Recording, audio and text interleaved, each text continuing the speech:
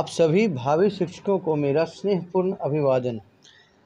आज के वीडियो में हम लोग जानकारी प्राप्त करने वाले हैं नैतिक विकास के सिद्धांत टॉपिक के अंतर्गत नैतिक विकास के दार्शनिक दृष्टिकोण से। ठीक है, हम लोग नैतिक विकास के सिद्धांत को दो तरीके से देखते हैं, एक दार्शनिक दृष्टिकोण से और एक मनोवैज्ञानिक दृष्टिकोण से। और दोनों ही दृष्टिकोण के अंतर्गत तीन तीन अवधारणाएं, तीन तीन विचारधाराएं। तो आज के वीडियो में हम लोग दार्शनिक दृष्टिकोण के अंतर्गत तीन विचारधारा, जो कि मौलिक पाप का सिद्धांत, जॉन लॉक की नैतिक विचारधारा और जीन जैक्स रूसो या रूसो की नैतिक विकास का सिद्धांत है, इसको समझने वाले हैं।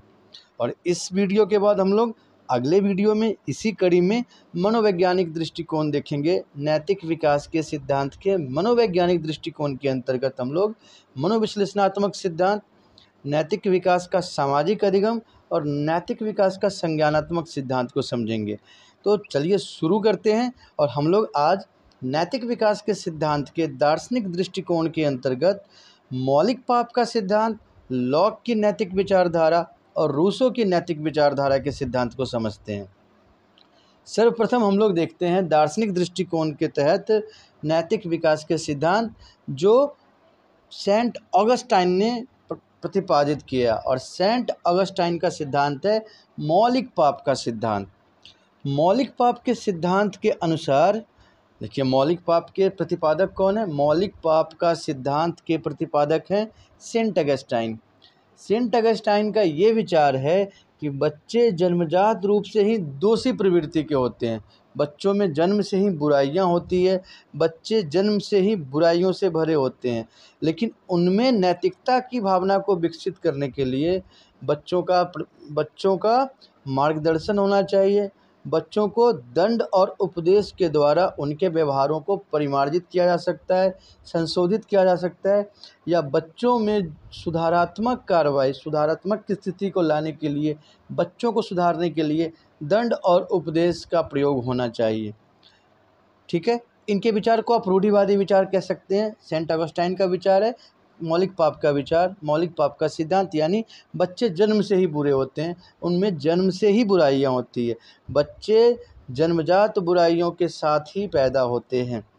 ठीक है, तो ये थोड़ा सा आप रूढ़िवादी विचार इसको कह सकते हैं। इनके विचारों का खंडन किया है लॉक ने। ठीक है, लॉक का नैतिक विकास का सिद्धांत यह दर्शाता है, यह प्रतिपादित करता है कि बच्चों में जन्म से कोई नैतिकता नहीं होती है, बल्कि बच्चे जन्म से नैतिकता के प्रति तटस्थ होते हैं, उनमें शून्य नैतिकता होती है। वो जिस वातावरण में रहते हैं, बच्चे जिस वातावरण में रहते हैं, जैसा प्रशिक्षण प्राप्त करते हैं, बच्चों का चरित्र उसी के अनुरूप ढल जाता है। अगर वो अच्छे वातावरण में रहेंगे तो उनका चरित्र अच्छा हो जाएगा। अगर वो अच्छे प्रशिक्षण, अच्छे वातावरण को प्राप्त करते हैं तो एक आदर्श चरित्र को प्राप्त करेंगे। अगर उन्हें प्रतिकूल वातावरण या प्रतिकूल शिक्षण प्राप्त होता है तो उनका नैतिक चरित्र भी प्रतिकूल होगा, वे बुरे बन जाएंगे।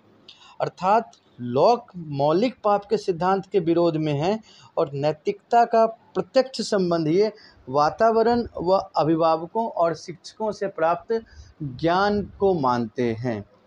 ठीक है, तो मौलिक पाप का सिद्धांत सेंट ऑगस्टाइन का है, जबकि लॉक का सिद्धांत नैतिक विकास का सिद्धांत है।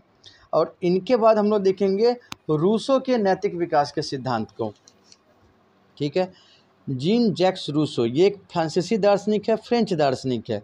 और इनका ये मानना है कि बच्चे जन्म से पूरी तरीके से निष्कपट होते हैं, बच्चे पाप शून्य होते हैं, बच्चे पाप रहित होते हैं।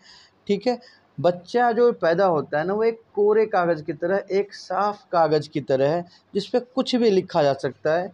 और बच्चे के अंदर जो नैतिकता है वो समाज में होने वाली बुरी आदतों से उनमें स्थानांतरित होती है, या समाज में जो व्याप्त बुराइयां हैं उनके प्रभाव में आके बच्चे बुरे होते हैं। बच्चों में अपनी कोई बुराई नहीं होती है, बच्चे समाज में रहने वाले वयस्क सदस्यों की बुराइयों से प्रभावित होते हैं। तो ये हमने देखा है दार्शनिकता के नैतिक विकास के सिद्धांत को दार्शनिक दृष्टिकोण से।